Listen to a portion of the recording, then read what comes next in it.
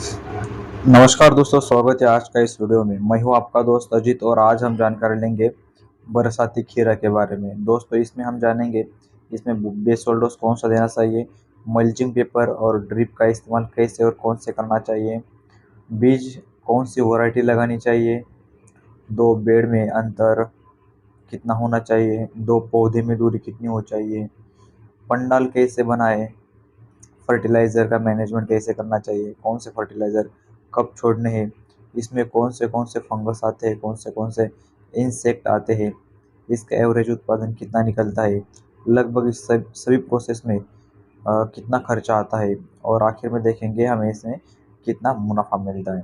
तो दोस्तों सबसे पहले बात करते हैं बेसल डोज की। दोस्तों आप इसमें गोबर खाद डाल सकते हैं 1 ट्रॉली, कोम्बड़ खाद 1 ट्रॉली और इसमें सल्फर 3 kg तक आप इस्तेमाल कर सकते हैं। आपको मिली तो आप सफ़ेद राख भी 1 ट्रॉली डाल सकते हैं। इतना सारा आप बेसल डोज ले सकते हैं। दोस्तों बात करते हैं मल्चिंग पेपर की। दोस्त में इसमें कम से कम आप 25 से 30 माइक्रोन का इस्तेमाल कीजिए। आपको अगर खीरा निकलने के बाद और कोई फसल लगानी है तो आप 30 माइक्रोन मल्चिंग पेपर का इस्तेमाल कीजिए। कोई भी ब्रांड कंपनी का आप ISO वाटरमार्क वाला ले सकते हैं, जिससे आपका मल्चिंग पेपर लॉन्ग टाइम तक चलेगा। यानी लगभग आपके 2 या 3 फसल आराम से निकल जाएंगे, यानी 8-10 महीने 1 साल तक ये मल्चिंग पेपर अच्छे तरीके से चल जाता है। दोस्तों बात करते हैं वैरायटी की।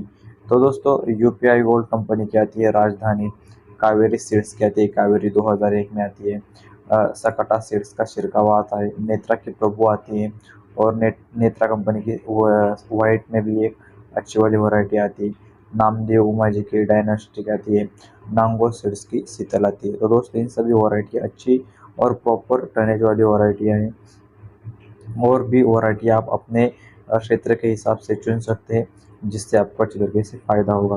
दोस्तों बात करते हैं बेड प्रिपरेशन की। तो दोस्तों कम से कम 2 बेड की दूरी 5 से 6 फुट रखनी है। अगर आपको ज़्यादा बेड निकालने हैं, ज़्यादा उत्पादन लेना है, आप स्प्रे प्रॉपर तरीके से लेना चाहते हैं तो आप 5 फुट पर बेड निकाल सकते हैं। अगर आपको कुछ दिक्कत हो रही है चलने में या फिर स्प्रे 1-2 दिन आगे पीछे हो सकता है तो आप 6 फुट तक 2 बेड की दूरी रख सकते हैं और पौधे से दूरी 1 से 1.5 फीट आप रख सकते हैं। दोस्तों बीज की बात करें तो एक पैकेट में 700 से 800 बीज आता है। 1 एकड़ में कम से कम 9 से 10 पैकेट लगते हैं, यानी लगभग पौधों से पौधे की दूरी 1 फीट रखी तो कम से कम 7 से साढ़े 7-8 हज़ार तक आपको बीज लग जाएगा। दोस्तों बीज लगाएं या पौधा, कौन सी समस्या आ सकती है? तो दोस्तों आपके यहाँ गोगल गाय, चिट्टी यानी मूंगी हो, मोर हो या लांडूर, इन सभी अगर आपके यहाँ पक्षी है तो आप बीज ना लगाएं, आप पौधा लगाइए। क्योंकि मोर ऐसा पक्षी है जो अंदर का बीज का जो अंदर का जो रहता है वो बीज अंदर का पूरा खा जाता है, ऊपर सिर्फ वो साल रह जाती है। तो दोस्तों ऐसी गलती आप ना करें। आपके यहाँ अगर चींटी, मोर, लांडूर या और कोई भी पक्षी है तो आप वहाँ पौधा ही लगाइए। अगर नहीं है तो आप बीज लगाइए, बहुत ही अच्छा वो जर्मिनेशन हो जाएगा। दोस्तों बात करते हैं पंडाल कैसे करना चाहिए।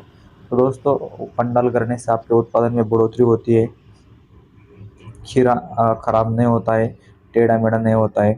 पंडाल से खीरा आप 2 बार बंदाई कर सकते हैं। अगर आपके पास पंडाल के लिए तार बांस नहीं है तो आप 2 बेड की दूरी 6 फीट या 8 फीट रख सकते हैं और नीचे ही आप खीरा रख सकते हैं। आपका खीरा टेढ़ा मेढ़ा ज़्यादा निकल सकता है, इसलिए आप ज़्यादा से ज़्यादा कैल्शियम बोरॉन का इस्तेमाल कर सकते हैं। दोस्तों बात करते हैं ज़मीन की। गर्मी के दिनों में काली वाली मिट्टी अच्छा और बेस्ट रिजल्ट देखने को मिलेगा और इसमें आप रोज़ 1 घंटा पानी चला सकते हैं। बारिश के दिनों में अगर आप खीरा कर रहे हैं तो आपको मुरमाड हल्की वाली ज़मीन चाहिए, जो बहुत ही अच्छा और बेस्ट आपको बारिश के दिनों में आपका खीरा निकल जाएगा। इसमें आप अब रोज़ भी पानी और खाद दे सकते हैं, कोई समस्या नहीं आती। लेकिन बारिश के दिनों में अगर काली और अच्छी वाली मिट्टी है तो बहुत सारी समस्या और दिक्कतों का सामना आपको करना पड़ सकता है, क्योंकि काली वाली मिट्टी ज़्यादा पानी लीच आउट नहीं होता है, बहुत ही कम पानी लगता है। तो आपसे कम से कम 5, 6 या 8 दिनों के बाद ही पानी देना सही रहेगा। दोस्तों बात करें फर्टिलाइज़र की।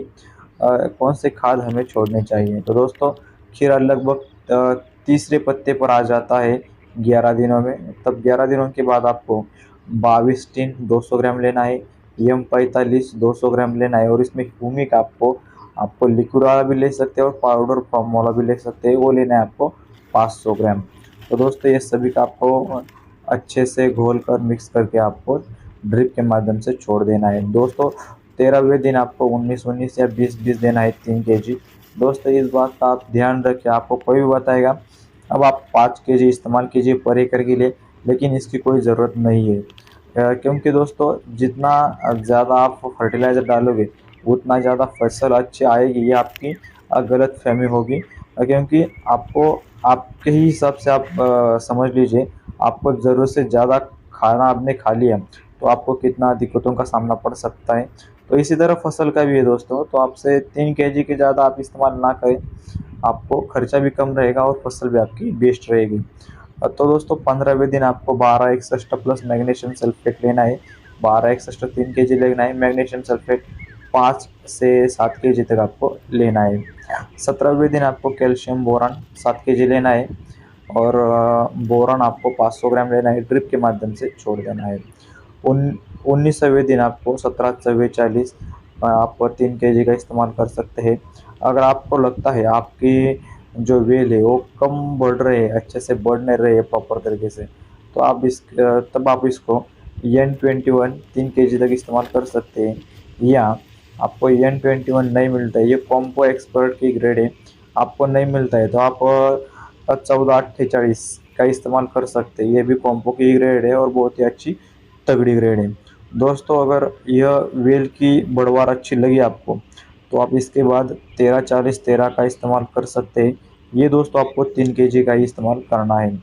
27वें दिन आपको सिलिकॉन कम से कम 1.5 से 2 kg तक इस्तेमाल करना चाहिए 1 एकड़ के लिए। अगर स्प्रे में दे रहे हैं तो 1.5 से 2 ग्राम आप दे सकते हैं। 30वें दिन आपको 13-40-13 फिर से आपको 3 kg तक देना है, और 32वें दिन से आपका खीरा अच्छे तरीके से तोड़ाई स्टार्ट हो जाएगी, या 35वें दिन आपका खीरा स्टार्ट हो जाएगा। तब आपको साफ पाउडर फिर से ड्रिप के माध्यम से छोड़ देनी है। दोस्तों 35वें दिन आपको 13-0-45 या 52-34 या 0-60-20 इस ग्रेड का आप इस्तेमाल कर सकते हैं। बहुत ही अच्छा और प्रॉपर तरीके से आपको बेस्ट रिजल्ट देखने को मिल जाएंगे। या दोस्तों आप अगर पोटैश की बात करते हैं तो एमओपी भी आप हर चौथे 5वें दिन आप एमओपी का इस्तेमाल कर सकते हैं 5 kg, और इसी के साथ साथ मैग्नीशियम का भी इस्तेमाल कर सकते हैं। तो दोस्तों अब बात करते हैं, किसी एक ही का इस्तेमाल ना करें, एक ही फर्टिलाइज़र का। आप फर्टिलाइज़र बदल बदल के और बाद इसको इस्तेमाल कीजिए। सिलिकॉन का इस्तेमाल कीजिए 10-12 दिन में, मैग्नीशियम सल्फेट का इस्तेमाल कीजिए, सल्फ़र का 15 या 20 दिन के बाद एक बार इस्तेमाल कीजिए, ताकि आपकी फसल अच्छे तरीके से प्रॉपर तरीके से पत्तियाँ रफ हो जाए और आपकी फसल में खीरा टेढ़ी मेढ़ी ना हो। दोस्तों बात करते हैं इसमें कौन से फंगस या कीटक आते हैं। तो दोस्तों खीरा यह एक बहुत ही अच्छी और जल्दी निकलने वाली फसल है। अगर आपका खीरा टेढ़ा मेढ़ा हो रहा है तो आप कैल्शियम 7 kg तक इस्तेमाल कीजिए और बोरान 500 ग्राम से इस्तेमाल कीजिए, ड्रिप के माध्यम से छोड़ दीजिए। आपको लगता है आपको जल्दी रिजल्ट चाहिए तो आप कैल्शियम 2 ग्राम से लीजिए, बोरान 1 ग्राम से लीजिए, आप पूरी फसल में स्प्रे कर दीजिए। यानी लगभग 20 लीटर के पंप के लिए आप 40 ग्राम कैल्शियम और 20 ग्राम बोरान का इस्तेमाल कीजिए, बहुत ही अच्छा रिजल्ट आपको देखने को मिल जाएगा। दोस्तों आपकी फसल की जो कलियाँ पीली पड़ती है खीरा की या कूज हो रही है तो यह पोटैश की कमी हो सकती है। ज़्यादा उष्णता में ऐसा हो सकता है, समस्या यह आती है। तब आपको कॉपर बेस वाली दवा का इस्तेमाल करना चाहिए, आपको अच्छा रिजल्ट देखने को मिल जाएगा। दोस्तों पाउडरी और डाउनी मिल्ड्यू के लिए कौन सी भी दवा आप ले सकते हैं। अगर आपको लगता है आपको कम बजट वाली चाहिए तो आप गोमूत्र 20 लीटर पंप के लिए 40 ml का इस्तेमाल कीजिए, और ताक आपको 200-250 ml तक इस्तेमाल कीजिए। 20 लीटर के लिए आप इसका स्प्रे कर सकते हैं। आपने हर 5-6 दिन में यह स्प्रे ले लिया तो आपको कोई डाउनी मिल्ड्यू का इस्तेमाल या आपके फंगस पर आक्रमण नहीं दिखेगा, आपकी फसल निरोगी बनती रहेगी। दोस्तों बात करते हैं डंक वाले मक्खी के लिए। तो फलों को डंक मारने वाली जो मक्खी है, इसके लिए आप ट्रैप का इस्तेमाल कर सकते हैं। आपके फसल के पास गन्ने की खेती होती है तो आपको यह समस्या ज़्यादा देखने को मिलेगी। बारिश के दिनों में डंक मक्खी सबसे ज़्यादा होती है, तो आप इसका बहुत ही अच्छे तरीके से, प्रॉपर तरीके से इसका बंदोबस्त कर दीजिए, नहीं तो यह आपकी पूरी फसल बर्बाद भी कर सकती है। दोस्तों बात करते हैं लिप माइनर की।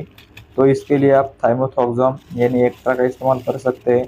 गोमूत्र आप 2 ml, जो ताज़ा वाला गोमूत्र है वो आप 2 ml प्रति लीटर के हिसाब से इस्तेमाल कर सकते हैं।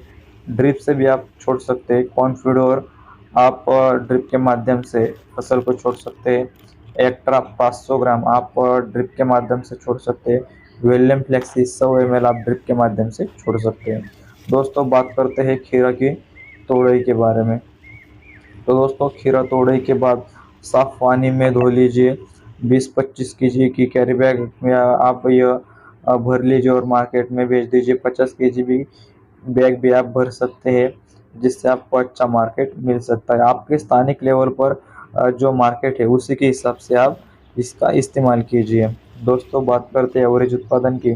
तो 20 से 40 टन का उत्पादन आराम से निकल जाता है एक एकड़ में। 20 टन भी निकल गया तो आपको कम से कम यहाँ पर 10 रुपये में भी बिक गई तो 2 लाख आराम से मिल जाएंगे। सरासरी आपका 25 टन निकला, 10 रुपये का आपको रेट मिल गया तो 2.5 लाख हो गए। 50,000 खर्च निकल जाएगा, 2 लाख आपका मुनाफा हो जाएगा। धन्यवाद दोस्तों, ऐसे ही वीडियो देखने के लिए हमारे चैनल को लाइक कीजिए, शेयर कीजिए, सब्सक्राइब कीजिए। फिर मिलते ही ऐसे ही एक धमाकेदार वीडियो के बारे में। दोस्तों आपको कोई खीरा के बारे में कोई समस्या है तो आप हमें कमेंट में बता सकते हैं। हम आपके लिए उसी कमेंट के माध्यम से अच्छे से और डिटेल्स में जानकारी देने का पूरा प्रयास करेंगे। धन्यवाद।